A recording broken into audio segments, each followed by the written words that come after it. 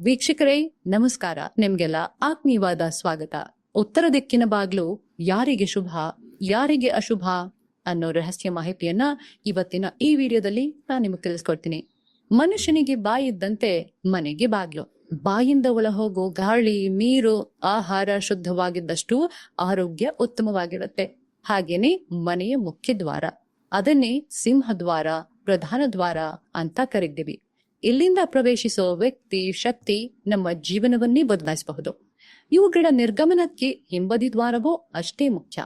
ಪ್ರಧಾನ ದ್ವಾರಕ್ಕೆ ಮತ್ತು ಹಿಂಬದಿಯ ದ್ವಾರಕ್ಕೆ ಹೊಸ್ತಿಲು ಇರಲೇಬೇಕು. ಹಾಗೂ ಮುಂಬದಿ ದ್ವಾರಕ್ಕಿಂತ ಹಿಂಬದಿ ದ್ವಾರ ಒಂದು ಪಟ್ಟು ಚಿಕ್ಕದಾಗಿರ್ಬೇಕು. ಅದೇ ರೀತಿ ಬಾಗಿಲಿನ ಎಡಬಲಕ್ಕೆ ಕಿಟಕಿಗಳಿರ್ಬೇಕು. ಅದು ಮನುಷ್ಯನ ಮುಖದಲ್ಲಿ 2 ಕಣ್ಣುಗಳಿದ್ದಂತೆ. ಕನಿಷ್ಠ 1 ಕಿಟಕಿಯಾದ್ರೂ ಇರಲೇಬೇಕು. ಬಾಗಿಲಿನ ಗಾತ್ರಕ್ಕೂ ಕಿಟಕಿಗಳ ಗಾತ್ರಕ್ಕೂ ಹೊಂದಾಣಿಕೆ ಇರಬೇಕು. ಬಾಗಿಲು ಮನೆಯ ಒಂದು ಬದಿಗೆ ಉಚ್ಚದಲ್ಲಿರಬೇಕು. ಸಾರ್ವಜನಿಕ ಕಟ್ಟಡ, ದೇವಾಲಯ, ಊರಿನ ಮುಖ್ಯಸ್ಥರ ಮನೆ ಇವುಗಳಿಗೆ ಮಧ್ಯಭಾಗದಲ್ಲಿ ಬಾಗಿಲಿಡಬಹುದು. ಸಾರ್ವಜನಿಕ ರಸ್ತೆ ಯಾವ ಕಡೆ ಬಂದರೂ ಆ ದಿಕ್ಕಲ್ಲಿಯೇ ಮನೆಯ ಮುಖ್ಯ ದ್ವಾರ ಮತ್ತು ನಿವೇಶನದ ಗೇಟ್ ಇಡಬೇಕು. ಇಂತಹ ಸಂದರ್ಭದಲ್ಲಿ ದಿಕ್ಕನ್ನ ಪರಿಗಣಿಸಬೇಕಾಗಿಲ್ಲ. ಮೂಲೆ ದಿಕ್ಕುಗಳು ಸೇರೋ ಜಾಗದಲ್ಲಿ ಯಾವುದೇ ಕಡೆ ಬಾಗಿಲು ಇಡಬಾರದು. ಬಾಗಿಲುಗಳು ಮತ್ತು ಕಿಟಕಿಗಳು ಸಮಸಂಖ್ಯೆಯಲ್ಲಿರಬೇಕು. ವಾಸ್ತುಶಾಸ್ತ್ರದಲ್ಲಿ ಪೂರ್ವ ಶ್ರೇಯಸ್ಸು, ಪಶ್ಚಿಮ ಶಾಂತಿ, ಉತ್ತರ ಸಂಪತ್ತು ಹಾಗೂ ದಕ್ಷಿಣ ಮೋಕ್ಷ ದ್ವಾರಗಳು ಅಂತ ಕರೆಯಲಾಗುತ್ತೆ. ಇನ್ನು ದ್ವಾರಗಳ ಸಂಖ್ಯೆ ಮತ್ತು ಅವುಗಳು ನೀಡೋ ಫಲವನ್ನ ಈ ರೀತಿಯಾಗಿ ಹೇಳಲಾಗಿದೆ. 1 ಬಾಗಿಲು ಶುಭಕರ, 2 ಒಳ್ಳೆಯದು, 3 ಕಲಹ ಹಾಗೂ ಶತ್ರುವೃದ್ಧಿ, 4 ದೀರ್ಘಾಯಸ್ಸು, 5 ರೋಗ ಹಾಗೂ ಮೃತ್ಯು, 6 ಪುತ್ರಪ್ರದ, 7 ಮೃತ್ಯುಪ್ರದ, 8 ಚಿರಭಾಗ್ಯ, 9 ದೇಹಪೀಡೆ, 10 ನಾಶ ಹಾಗೂ ಚೋರಭಯ, 11 ಧನನಾಶ, 12 ವ್ಯಾಪಾರ ವಿರೋಧಿ, 13 ಶೀಘ್ರ ಮರಣ, 14 ಸಂಪದ್ಭರಿತ, 15 ಫಲನಾಶ, 16 ಧನಲಾಭ, 17 ದಾರಿದ್ರ್ಯ, 18 ಲಕ್ಷ್ಮೀಕಾಂತ, 19 ಪೀಡೆ, 20 ಸದಾರೋಗ ಅಂತ ಹೇಳಲಾಗುತ್ತೆ. ಹೆಚ್ಚಿನವರು ಮನೆ ನಿರ್ಮಿಸುವಾಗ ಅಥವಾ ಖರೀದಿಸುವಾಗ ಪೂರ್ವಾಭಿಮುಖವಾಗಿರೋ ಮನೆ ಅಥವಾ ಉತ್ತರಾಭಿಮುಖವಾಗಿರೋ ಮನೆಯನ್ನ ಖರೀದಿಸ್ತಾರೆ. ಆದ್ರೆ ಕೆಲವೆಡೆ ಪಶ್ಚಿಮಾಭಿಮುಖವಾಗಿರೋ ಮನೆಯನ್ನು ನಿರ್ಮಿಸ್ತಾರೆ. ಆದ್ರೆ ವಾಸ್ತುಶಾಸ್ತ್ರದ ಪ್ರಕಾರ ನಿಮ್ಮ ಮನೆಯ ಮುಖ್ಯ ಬಾಗಿಲು ಉತ್ತರಕ್ಕೆ ಮುಖ ಮಾಡಿದ್ರೆ ಅದು ತುಂಬಾ ಮಂಗಳಕರ ಅಂತ ಪರಿಗಣಿಸಲಾಗುತ್ತೆ. ಉತ್ತರ ದಿಕ್ಕನ್ನ ಕುಬೇರ ದಿಕ್ಕು ಅಂತಾನೆ ಪರಿಗಣಿಸಲಾಗುತ್ತೆ. ಹಾಗಾಗಿಯೇ ಮುಖ್ಯ ದ್ವಾರ ಈ ದಿಕ್ಕಿನಲ್ಲಿರೋದೇ ಸೂಕ್ತ ಅನ್ನೋ ಅಭಿಪ್ರಾಯ ವಾಸ್ತು ತಜ್ಞರದ್ದು. ಈ ದಿಕ್ಕಲ್ಲಿ ಮುಖ್ಯ ದ್ವಾರ ಇದ್ರೆ ಮನೆಯಲ್ಲಿ ಆಧ್ಯಾತ್ಮಿಕ ವಾತಾವರಣ ನಿರ್ಮಾಣವಾಗುತ್ತೆ. ಯಾಕೆಂದ್ರೆ ಹೆಚ್ಚಿನ ದೇವರುಗಳು ಈ ದಿಕ್ಕಿಗೆ ಆಧಾರಿತವಾಗಿವೆ ಅಂತ ನಂಬಲಾಗಿದೆ. ಇನ್ನು ನಿಮ್ದು ಉತ್ತರ ದಿಕ್ಕಿಗೆ ಮುಖ ಮಾಡಿರೋ ಮನೆಯಾದ್ರೆ ಮುಖ್ಯ ದ್ವಾರ ಯಾವಾಗ್ಲೂ ಈಶಾನ್ಯ ಭಾಗದಲ್ಲಿರೋ ಹಾಗೆ ನೋಡ್ಕೊಳ್ಬೇಕು. ಯಾಕಂದ್ರೆ ಪೂರ್ವದಿಂದ ಸೂರ್ಯನ ಬಿಸಿಲು ಹರಿತ ಪಶ್ಚಿಮದ ಕಡೆ ಸಾಗುತ್ತೆ. ಜೊತೆಗೆ ಸ್ವಲ್ಪ ಮಧ್ಯಭಾಗದಲ್ಲೂ ಬಾಗಿಲು ಮತ್ತು ಈಶಾನ್ಯ ಭಾಗದಲ್ಲಿ ಕಿಟಕಿ ಅಳವಡಿಸಬಹುದು. ಅದೇ ರೀತಿ ಉತ್ತರದ ಬಾಗಿಲು ಅಂದ್ರೆ ನಂದಿಯ ಬಾಗಿಲು ಯಾವುದೇ ಕಾರಣಕ್ಕೂ ಮನೆಯ ನೈಋತ್ಯ ಭಾಗ ತದ್ನಲ್ಲಿರಬಾರದು. ಅಂದ್ರೆ ಮನೆಯ ನೈಋತ್ಯ ಭಾಗ ಬೇರೆ ಎಲ್ಲಾ ಭಾಗಗಳಿಗಿಂತ 2 ಇಂಚಿನಷ್ಟು ಎತ್ತರ ಇರಬೇಕು. ಮನೆಯ ದೇವರ ಮೂಲೆ ತಗ್ಗಿರಬೇಕು. ಜೊತೆಗೆ ದೇವರ ಮೂಲೆಯಲ್ಲಿ ಸ್ವಲ್ಪ ಜಾಗವನ್ನ ಬಿಟ್ಟಿರಬೇಕು. ಹಾಗೆ ಮುಖ್ಯವಾಗಿ ದೇವಮೂಲೆಯಲ್ಲಿ ಯಾವುದೇ ಕಾರಣಕ್ಕೂ ಭಾರವಾದ ವಸ್ತುಗಳನ್ನ ಇಡಬಾರದು. ಇನ್ನು ಸಾಮಾನ್ಯವಾಗಿ ಹೆಚ್ಚಿನವರು ನೈಋತ್ಯ ಭಾಗದಲ್ಲಿ ಕುಬೇರ ಮೂಲೆ ಇದೆ ಅಂತ ತಿಳಿದಿರ್ತಾರೆ. ಆದ್ರೆ ಸತ್ಯ ಏನು ಅಂದ್ರೆ ಕುಬೇರ ಮೂಲೆ ಇರೋದು ಉತ್ತರ ಭಾಗದಲ್ಲಿ. ಹಾಗಾಗಿ ಪೂರ್ವ ಮತ್ತು ಉತ್ತರ ಭಾಗದಲ್ಲಿ ಬಾಗಿಲನ್ನಿಟ್ರೆ ಶುಭ. ಆದ್ರೆ ಇದು ಎಲ್ರಿಗೂ ಅನ್ವಯಿಸೋದಿಲ್ಲ. ಉತ್ತರ ಬಾಗಿಲಲ್ಲಾಗ್ಲಿ ಅಥವಾ ಇನ್ಯಾವುದೇ ದಿಕ್ಕಿಗೆ ಬಾಗಿಲನ್ನ ಇಡಬೇಕಾದ್ರೂ ವಾಸ್ತು ತಜ್ಞರನ್ನ ಸಂಪರ್ಕಿಸಿ ವಿಚಾರ ಮಾಡಿ ಮುಂದುವರಿಯುವುದು ಉತ್ತಮ. ಹೀಗೆ ಮಾಡೋದ್ರಿಂದ ನಿಮ್ಮ ಮನೆ ಶ್ರೇಯಸ್ಕರವಾಗಿರುತ್ತೆ. ನಿಮ್ಮ ಮನೆಯ ಸದಸ್ಯರೆಲ್ಲರೂ ಸುಖವನ್ನ ಅನುಭವಿಸೋಕೆ ವಾಸ್ತು ಪ್ರಕಾರ ಮನೆಯನ್ನು ನಿರ್ಮಾಣ ಮಾಡಬೇಕು. ಅದರಲ್ಲೂ ಪಶ್ಚಿಮ ಮತ್ತು ದಕ್ಷಿಣಕ್ಕೆ ಬಾಗಿಲನ್ನ ಇಡೋದಾದ್ರೆ ವಾಸ್ತು ತಜ್ಞರನ್ನ ಸಂಪರ್ಕಿಸಿಯೇ ಮುಂದುವರಿಯೋದು ಮನೆಗೆ ಶ್ರೇಯಸ್ಸು. ಇಲ್ಲವಾದ್ರೆ ತೊಂದರೆಗಳು ಎದುರಾಗಬಹುದು. ಹಾಗೆ ಉತ್ತರ ದಿಕ್ಕಿಗೆ ಗುರುಗ್ರಹ ಇರ್ತಾನೆ. ಹಾಗಾಗಿ ಉತ್ತರ ದಿಕ್ಕಿಗೆ ಬಾಗಿಲಿಟ್ಟವರು ಗುರುಗ್ರಹವನ್ನ ಪ್ರಾರ್ಥಿಸಿದ್ರೆ ಅಭಿವೃದ್ಧಿ ಹೊಂದ್ತಾರೆ. ಇನ್ನು ಮುಖ್ಯ ದ್ವಾರದ ಮೂಲಕ ಮನೆ ಒಳಗೆ ಬರುವಾಗ ನೆಲದಿಂದ ಮೆಟ್ಟಿಲನ್ನ ಹತ್ಕೊಂಡು ಬರುವಂತಿರ್ಬೇಕು.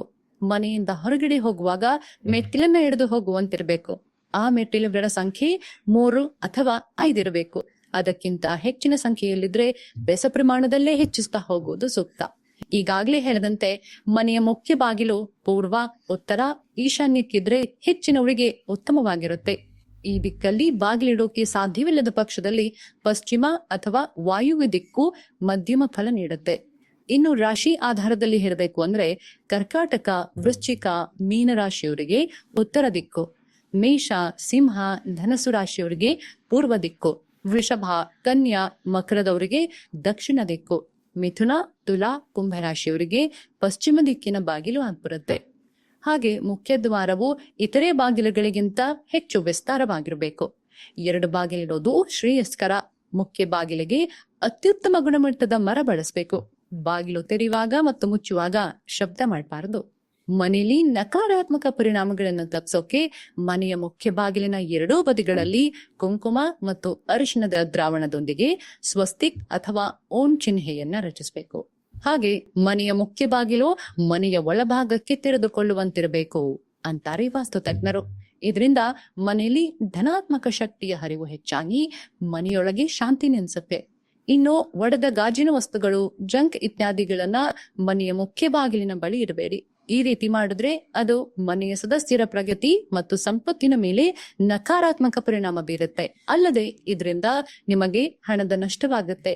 ಇನ್ನು ಮುಖ್ಯ ಬಾಗಿಲು ನೆಲಕ್ಕೆ ತಾಗಿರಬಾರದು.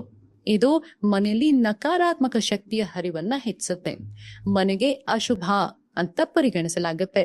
ಹಾಗಾಗಿ ಇದನ್ನ ಸರಿಪಡಿಸೋಕೆ ಬಾಗಿಲಿಗೆ ಎಣ್ಣೆಯನ್ನ ಹಚ್ಚಿ ಸರಿಪಡಿಸಬೇಕು. ಮನೆಯ ಮುಖ್ಯ ದ್ವಾರದ ಮೇಲೆ ಗಣೇಶನ ಚಿತ್ರ ಹಾಕಿ. ಗಣೇಶನನ್ನ ವಿಘ್ನ ವಿನಾಶಕ ಎನ್ನಲಾಗುತ್ತೆ. ವಿಘ್ನ ವಿನಾಶಕ ಅಂದ್ರೆ ಎಲ್ಲಾ ದುಃಖ ಮತ್ತು ಕಷ್ಟಗಳನ್ನ ಸೋಲಿಸುವವನು ಅಂತ ಅರ್ಥ. ಆದ್ರಿಂದಲೇ ಯಾವುದೇ ಪೂಜೆಗೂ ಮುನ್ನ ಆತನನ್ನ ಪೂಜಿಸಬೇಕು ಅಂತ ಹೇಳಲಾಗುತ್ತೆ. ಹಾಗಾಗಿ ಮನೆಯಲ್ಲಿ ವಾಸ್ತು ದೋಷವಿದ್ರೆ ಮನೆಯ ಮುಖ್ಯ ದ್ವಾರದ ಮೇಲೆ ಗಣೇಶನ ಚಿತ್ರವನ್ನ ಇಡಬೇಕು. ಹೀಗೆ ಮಾಡೋದ್ರಿಂದ ಮನೆಯೊಳಗೆ ನಕಾರಾತ್ಮಕತೆ ಬರೋದಿಲ್ಲ. ಜೊತೆಗೆ ಪ್ರತಿ ಕೆಲಸದಲ್ಲೂ ಯಶಸ್ಸನ್ನ ಪಡೆಯುವ ಸಾಧ್ಯತೆಗಳು ಬಲಗೊಳ್ಳುತ್ತವೆ. ಹಾಗೆ ಮುಖ್ಯ ಬಾಗಿಲಿನ ಮೇಲೆ ತಾಮ್ರದ ಸೋರಿನನ್ನ ಹಾಕಿ. ಮಾರುಕಟ್ಟೆಯಲ್ಲಿ ಸೂರ್ಯದೇವರ ವಿಗ್ರಹಗಳು ವಿವಿಧ ಲೋಹಗಳಲ್ಲಿ ಸುಲಭವಾಗಿ ಸಿಗುತ್ತವೆ. ಮುಖ್ಯ ದ್ವಾರದ ಮೇಲೆ ಸೂರ್ಯನ ತಾಮ್ರದ ವಿಗ್ರಹವನ್ನ ಹಾಕಿ. ನಂತರ ಮನೆಯೊಳಗೆ ಬರುವಾಗ ಮತ್ತು ಹೋಗುವಾಗ ಸಂತೋಷ ಮತ್ತು ಸಮೃದ್ಧಿಗಾಗಿ ಸೂರ್ಯದೇವರನ್ನ ಪ್ರಾರ್ಥಿಸಿ. ಹೀಗೆ ಮಾಡೋದ್ರಿಂದ ವ್ಯಕ್ತಿಯ ಗ್ರಹ ದೋಷಗಳು ನಿವಾರಣೆಯಾಗಿ ಮನೆಯಲ್ಲಿ ಧನಾತ್ಮಕ ಶಕ್ತಿ ನೆಲೆಸುತ್ತೆ. ಹೀಗೆ ಮಾಡೋದ್ರಿಂದ ಒಬ್ಬ ವ್ಯಕ್ತಿಯು ಎಲ್ಲಾ ತೊಂದರೆಗಳಿಂದ ಮುಕ್ತನಾಗ್ತಾನೆ. ಇನ್ನು ಮನೆಯಲ್ಲಿರೋ ವಾಸ್ತು ದೋಷವನ್ನ ಮನೆಯಿಂದ ಹೊರಗಡೆ ಹಾಕ್ಬೇಕು ಅಂದ್ರೆ ಹೀಗ್ ಮಾಡಿ. ಮನೆಯ ಹಾಲ್ನಲ್ಲಿ ಬೆಳಗ್ಗೆ ಸಾಯಂಕಾಲ ಅರ್ಧ ಗಂಟೆ ಓಂಕಾರ ಮೊಳಗೋ ಶಬ್ದವನ್ನ ಹಾಕ್ಬೇಕು. ಇದರಿಂದ ಬಹಳ ಒಳ್ಳೆಯ ರೀತಿಯಲ್ಲಿ ವಾಸ್ತು ದೋಷ ನಿವಾರಣೆಯಾಗುತ್ತೆ. ಈ ಚಾಂಟಿಂಗ್ ಮೆಷಿನ್ ಅಥವಾ ಒಪ್ಪನ್ನ ಈ ಸ್ಥಳದಲ್ಲಿಟ್ರೆ ಬಹಳ ಒಳ್ಳೆಯದು. ಇದರಿಂದ ಎಲ್ಲಾ ವಾಸ್ತು ದೋಷಗಳು ಪರಿಹಾರವಾಗುತ್ತವೆ. ವೀಕ್ಷಕರೇ, ನೋಡಿದ್ರಲ್ವಾ, ಉತ್ತರ ದಿಕ್ಕು ಬಾಗ್ಲು ಯಾರಿಗೆ ಶುಭ, ಯಾರಿಗೆ ಅಶುಭ ಅನ್ನೋ ಅಚ್ಚರಿಯ ಸಂಗತಿಗಳನ್ನ ತಿಳಿಸ್ಕೊಟ್ಟಂತಹ ಇವತ್ತಿನ ಈ ವಿಡಿಯೋ ನಿಮ್ಗೆ ಇಷ್ಟ ಆಗಿದೆ ಅಂತ ಭಾವಿಸ್ತೀನಿ. ಇಷ್ಟ ಆದ್ರೆ ಈ ವಿಡಿಯೋಗೆ ಒಂದು ಲೈಕ್ ಕೊಡಿ.